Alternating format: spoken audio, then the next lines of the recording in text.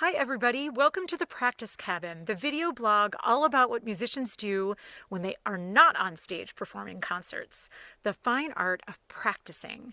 Today, in honor of spring and St. Patrick's Day, we are going to celebrate with a little Irish tune and discuss one of the fundamental things musicians think about when they practice, which is articulation. So let's go inside and get started.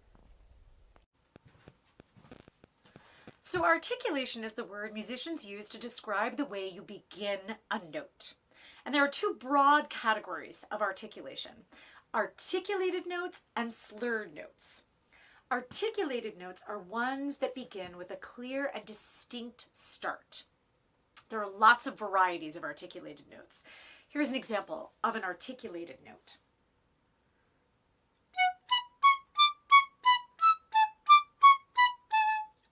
And here's a version where they are very short and crisp. That is called staccato.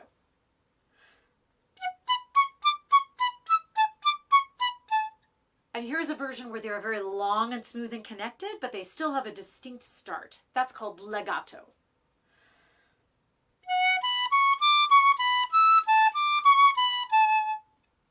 And so composers will sometimes mix and match depending on what they want.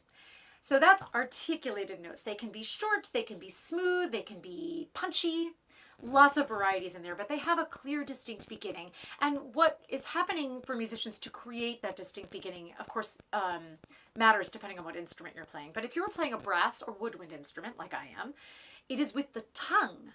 And the tongue says a syllable. The syllable changes depending on what kind of articulation you want. So I'm saying ta for my short notes and maybe a da for my longer connected notes. The second of the broad categories is a slur, and a slur is a very smooth, connected, non-distinct beginning to the note.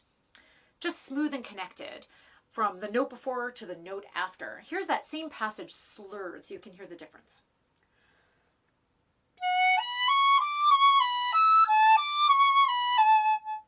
And so for me to create that, I tongue the first note and then I let the air stream go. And the only way I'm changing notes is with my fingers. I'm not doing anything with my air to create new notes, just my fingers.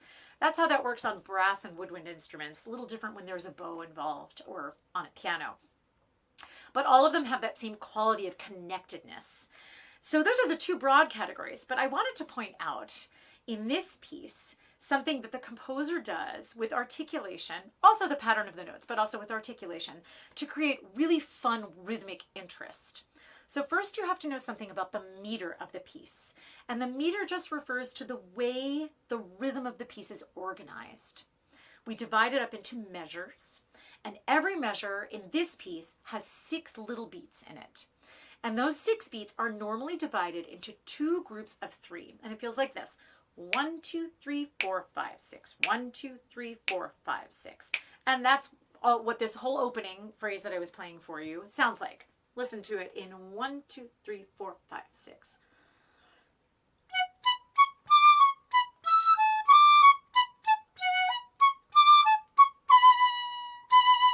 One, 2, 3, 4, 5, 6. 1, 2, 3, 4, 5, 6. 1, 2, 3, 4, 5, 6. 1, 2, 3, 4, 5, 6. So that's what lots of the piece is. But every now and then, there is a measure where the composer has written the pattern of the notes and also the articulation of the notes to have rather than 2 groups of 3, to have 3 groups of 2, which we know is like second grade math. So it doesn't sound that hard or interesting to do, but translated into music, it's really, really fun. And it makes it very dance-like in this just charming way. And there are several famous examples of this, one being in West Side Story. But in this example, I'm going to play for you bar 11, which is the first time it happens. And I'm going to try to show you first what 2 groups of 3 sounds like in this bar. I'll do it again as 2 groups of 3. But because of the articulation, I'm going to play it for real as 3 groups of 2, and that sounds like this. 1, 1 and 2 and 3 and when I begin at the beginning of the phrase, you'll hear that's the one measure where that happens. Oh, and by the way, a phrase is just a musical sentence. So a group of measures that belong together and make sense together. So here's the phrase. Listen for that one measure where the divisions are different.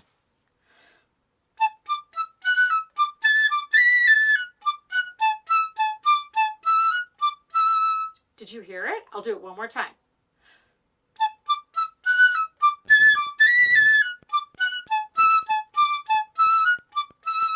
One, two, three, 4, 5, 6, 1, 2, 3, 4, 5, 6, 1 and 2 and 3 and. It's right there. So this happens throughout this piece in very fun, charming, unexpected places where the articulation helps the subdivisions change, and it brings a lot of charm to the piece. So I will now play Herman Beeftink, a Hollywood composer of many film scores, his I Rascal in honor of St. Patty's Day. And listen for those fun measures where the subdivisions are in groups of 2, and I'll see you in a minute.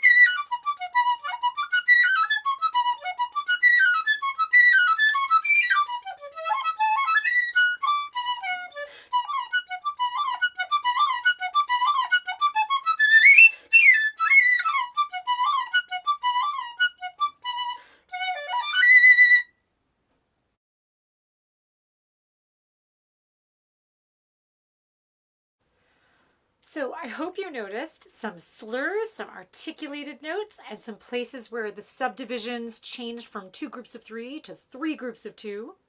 And now you know a little bit more about what musicians focus on in their practice room. Their articulation, the way they begin notes and connect notes to each other. So I wish you the most fun St. Patty's Day. Please follow all the rainbows and find all the pots of gold. And I look forward to seeing you next time in the practice cabin. Bye. PSO Education Everywhere is sponsored by Machias Savings Bank. As one of the oldest and most firmly established community banks in Maine, Machias Savings Bank believes that life in Maine is exceptional and that your banking relationship should be exceptional as well. To learn more, visit machiassavings.bank. Our thanks to Machias Savings for sponsoring the inaugural season of Education Everywhere.